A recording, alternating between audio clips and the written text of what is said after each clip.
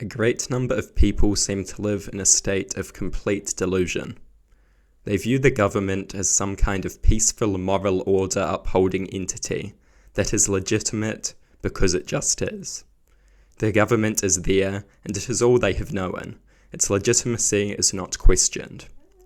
They never become aware of the uncomfortable yet undeniable reality.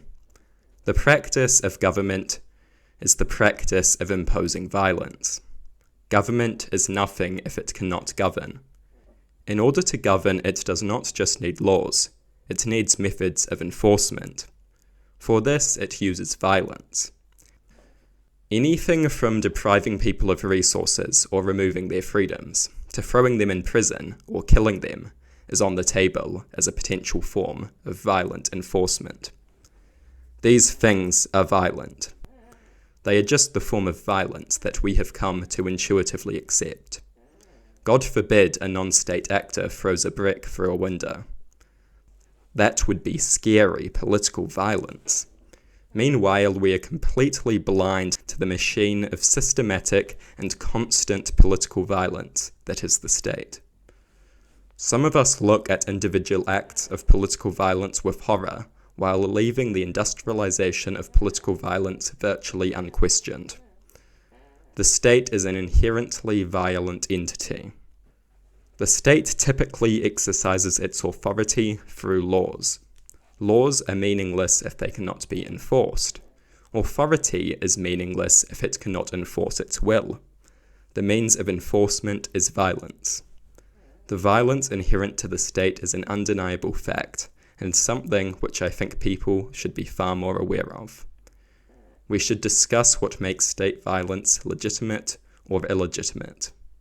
Just as we aggressively criticize non-state violence, we should apply our critical thinking to not simply the specific laws of the state, but more broadly to its right to engage in violence. The fact that the state is violent is not necessarily an argument against it. To point out this fact of reality is not a condemnation or an endorsement of it. I am certainly in favour of government. I think it is necessary. I think that to some extent violence is necessary. Violence, in my view, is not an inherent evil. Any inherent evil it has is outweighed by the good that it can do. It all depends on how it is used. Violence, you see, is a tool, and like most tools, it has legitimate and illegitimate uses. Rather than being horrified by the concept of violence, we should be more comfortable with the fact that political violence is the norm of our society. Whether this is good or bad and why is a very interesting topic, and one that we should discuss. Of course, there is a discussion to be had over the difference between states and governments. States are typically considered to be more specific and modern political entities. Both, however, have in common that the ability to enforce rules through violence is central to their ability to exist. A government that does not govern is not a government, and governing cannot be done without violence. Or can it? This assumption could itself be questioned.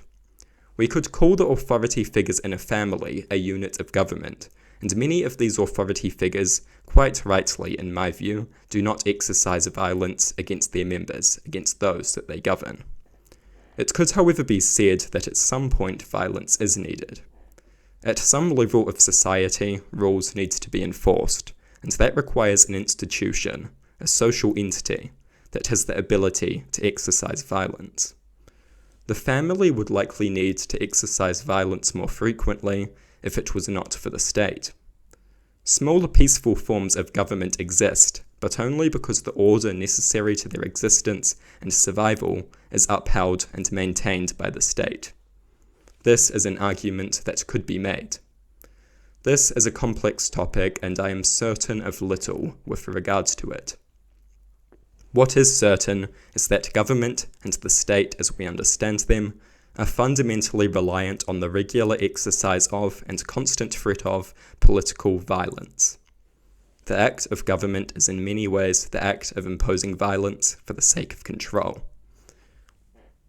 What end this control seeks to achieve will depend on the government. The entities that we label with words such as government and state are deeply violent institutions, and we should all be aware of that fact. This alone does not make them good or bad. This is not a normative statement. It is a descriptive one. It is a fact of reality.